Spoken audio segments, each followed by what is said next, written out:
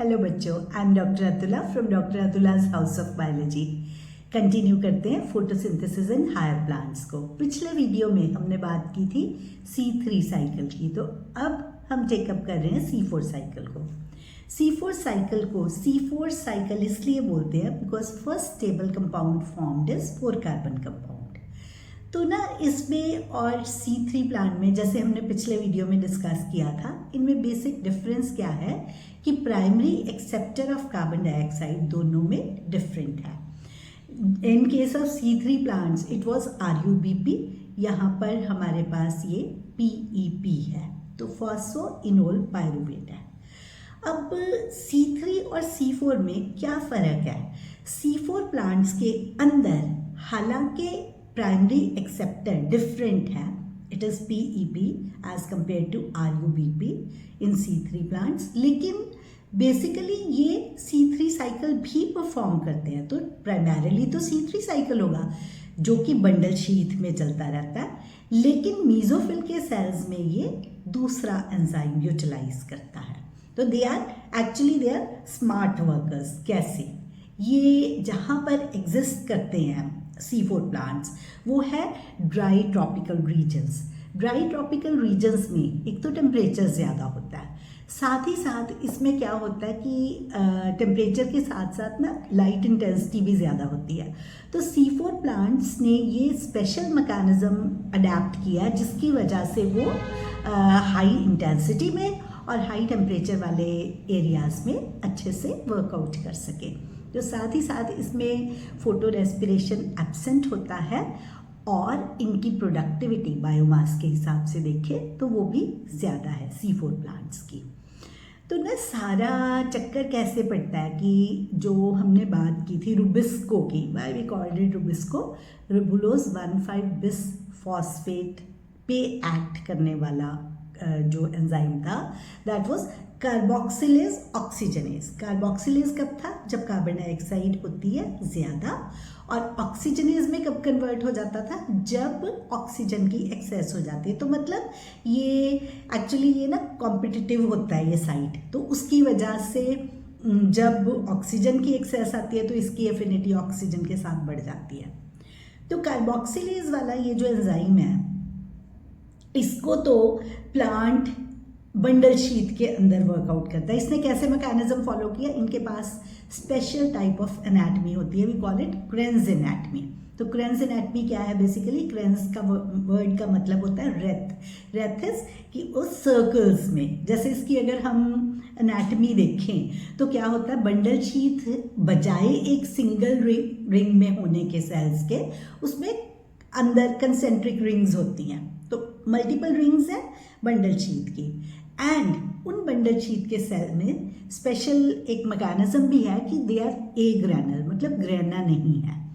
अब सोचो, ग्रेना के अंदर हमारे पास PS2 प्रेजेंट होता था, तो सिर्फ स्ट्रोमा लैमेली है यहाँ पे। अब stroma lamellae lacked PS2 as well as reductase enzyme नहीं था। अब अगर इसके पास PS2 एब्सेंट है और साथ ही साथ इसमें ऑक्सीजन इवॉल्विंग कम्प्लेक्स नहीं होगा, क्योंकि PS2 ही तो था ना जिसमें फोटोलिसिस ऑफ वाटर होता था। अगर ऑक्सीजन इवॉल्विंग कम्प्लेक्स नहीं है तो ऑक्सीजन नहीं प्रेजेंट होगी। ऑक्सीजन नहीं है तो इसका मतलब है कार्बोक्सिलेज की तरह रुबिस्को एक्ट करेगा प्राइमरीली। तो ये इनका स्मार्ट वर्क है कि ऐसे बंडल शीट के सेल्स रखे जिसके अंदर स्ट्रोमा लैमेली थे, PS2 प्रेजेंट ही नहीं था, सो दैट ऑक्सीजन नहीं आए, प्लस ये वाले जो सेल्स होते हैं they are impervious to gases. बाकी इंसुलेट भी कर लिया कि अगर बाहर ऑक्सीजन हो भी तो वो ऑक्सीजन अंदर नहीं आ पाए। तो साथ ही साथ इसमें कोई भी इंटरसेलुलर स्पेसेस नहीं होती, तो बिल्कुल उसने ख़त्म कर दिया कोई भी ऐसा चांस कि किसी तरीके से ऑक्सीजन अंदर आ ही ना सके। अब इसमें जो फर्स्ट है प्राइमरी एक्सेप्टर है, दैट इज, अब हम कंपेयर करते जाएंगे साथ साथ। फर्स्ट हमारे पास होता है PEP, phosphoenol pyruvate. Phosphoenol pyruvate in C4 plants, whereas in C3 it was RUBP। अब ये जो PEP है वो फर्स्ट स्टेबल कंपाउंड जब कार्बन डाइऑक्साइड को पिकअप करता है तो it forms OAA, oxaloacetic acid. Oxaloacetic acid further gets converted into malic acid or aspartic acid. तो हमें क्या याद रखना है? हमें याद रखना है कि ये कितने कितने कार्बन कंपाउंड्स हैं. जो फर्स्ट था PEP, that was 3 carbon compound. इसके साथ कार्बन डाइऑक्साइड का मॉलिक्यूल मिलके उसने 4 कार्बन कंपाउंड OAA बनाया. वही OAA gets converted into malic या एस्पार्टिक एसिड, दोनों 4 कार्बन कंपाउंड्स हैं. ये सारा प्रोसेस कहाँ हो रहा है? मीजोफिल ऑफ C4 प्लांट्स के अंदर. मीजोफिल से ये मैलिक या aspartic acid gets shifted to bundle sheath cells. Remember, bundle sheath cells were impervious to gases. ये डिफ्यूजन से अंदर चला गया. अब ये जो मैलिक एसिड या एस्पार्टिक एसिड अंदर गया तो वहाँ पर क्या प्रेजेंट था? वहाँ पर हमारे पास रुबिस्को प्रेजेंट था. ये वहाँ से मैलिक और एस्पार्टिक एसिड से कन्वर्जन हो जाती है पायरुविक एसिड में. तो वो क्या है? 3 कार्बन कंपाउंड है. ये क्या थे? 4 कार्बन. तो एक जो कार्बन मॉलिक्यूल निकला वो कार्बन डाइऑक्साइड में कन्वर्ट हो गया. कार्बन डाइऑक्साइड को पिकअप करने के लिए यहाँ पर रुबिस्को पड़ा था. रुबिस्को से कार्बन डाइऑक्साइड मिलके उसने फिर पायरुविक एसिड की फॉर्मेशन कर दी. तो अब ये पायरुविक एसिड जो है वो दोबारा से शिफ्ट होके चला गया इनटू द मीजोफिल. फिर वो कन्वर्ट हो गया इनटू फॉस्फोइनोल पायरुविक एसिड. तो ऐसे करके ये प्रोसेस जो है वो कंप्लीट हो जाता है. तो इसने ये स्मार्ट वर्क किया कि जो एस्पार्टिक एसिड या मैलिक एसिड ट्रांसपोर्ट होकर आया था उसमें से उसने कार्बन डाइऑक्साइड को पिकअप कर लिया. क्योंकि कार्बन डाइऑक्साइड वैसे तो हो नहीं रही, इसका मतलब डीकार्बोक्सिलेशन रिएक्शन बंडल शीट के अंदर हुआ. अगर हम कार्बोक्सिलेशन की बात करें मतलब फिक्सेशन ऑफ कार्बन डाइऑक्साइड, वो हुई मीजोफिल के अंदर और डीकार्बोक्सिलेशन रिएक्शन हुआ बंडल शीट के अंदर. उस डीकार्बोक्सिलेशन की वजह से वो कार्बन डाइऑक्साइड जो रिलीज हुई वो ही रुबिस्को ने पिकअप कर ली. तो इससे बन गया हमारे पास C3 acid which will be pyruvic acid in this case. वो pyruvic acid gets transported to mesophyll और ये साइकिल जो है वो फिर से रीजनरेशन ऑफ PEP हो गया, फॉस्फोइनोल पायरुवेट. तो ऐसे करके ये प्रोसेस कंप्लीट हो गया. तो आपको नंबर ऑफ कार्बन क्यों याद रखने हैं इन सारे कंपाउंड्स के अंदर? क्योंकि उससे आपको लर्न करना थोड़ा कन्वीनियंट हो जाता है. तो अब इसमें से क्वेश्चंस कैसे फ्रेम होंगे? इसमें आपको याद रखना है C3 cycle primarily bundle sheath के अंदर चलता है.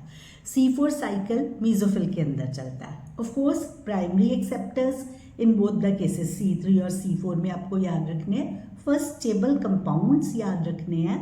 अगर आप इसको टेबुलेट कर लोगे तो आपको कन्वीनियंटली याद हो जाएगा. NCERT में एक एक्सरसाइज भी है C3 और C4 का कैसे इनके आपस में कंपेयर एंड कंट्रास्ट करते हैं कैरेक्टरिस्टिक फीचर्स को, वो भी टेबल आपको हेल्प करेगा इसके अंदर.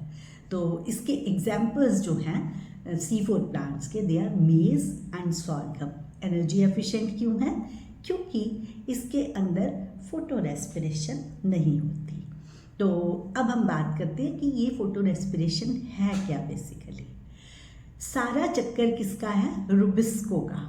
क्योंकि रुबिस्को जो है जब भी ऑक्सीजन की एक्सेस होती है तो वो ऑक्सीजनेज में कन्वर्ट हो जाता है. तो C3 प्लांट्स में क्या होगा? C3 प्लांट्स के अंदर जब फोटोसिंथेसिस होगा तो ऑक्सीजन रिलीज होगी. ऑक्सीजन रिलीज होने से ऑक्सीजन की एक्सेस में रुबिस्को गेट्स कन्वर्टेड इनटू, मतलब कार्बोक्सिलेज गेट्स कन्वर्टेड इनटू या now is behaving as oxygenase. उससे क्या होता है कि बजाय जो उसने फर्स्ट स्टेप में हमने डार्क रिएक्शन के C3 साइकिल के फर्स्ट स्टेप में किया था, 2 मॉलिक्यूल्स ऑफ 3 PGA बनते थे RuBp plus CO2 plus H2O मिला के.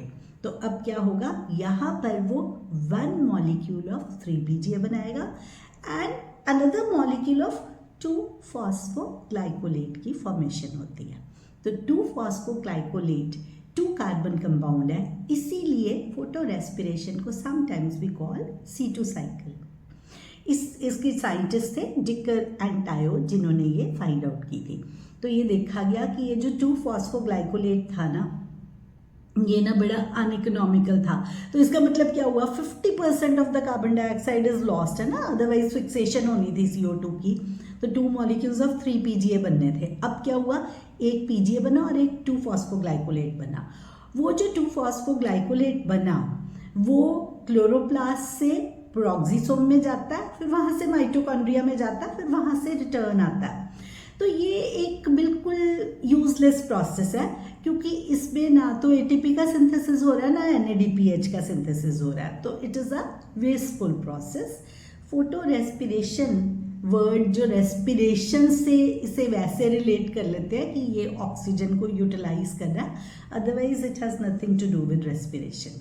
तो आप कैसे याद रख सकते हो, क्लोरोप्लास्ट, प्रोक्सिसोम एंड माइटोकॉन्ड्रिया की सीक्वेंस CPM से आप इसे लर्न कर सकते हो।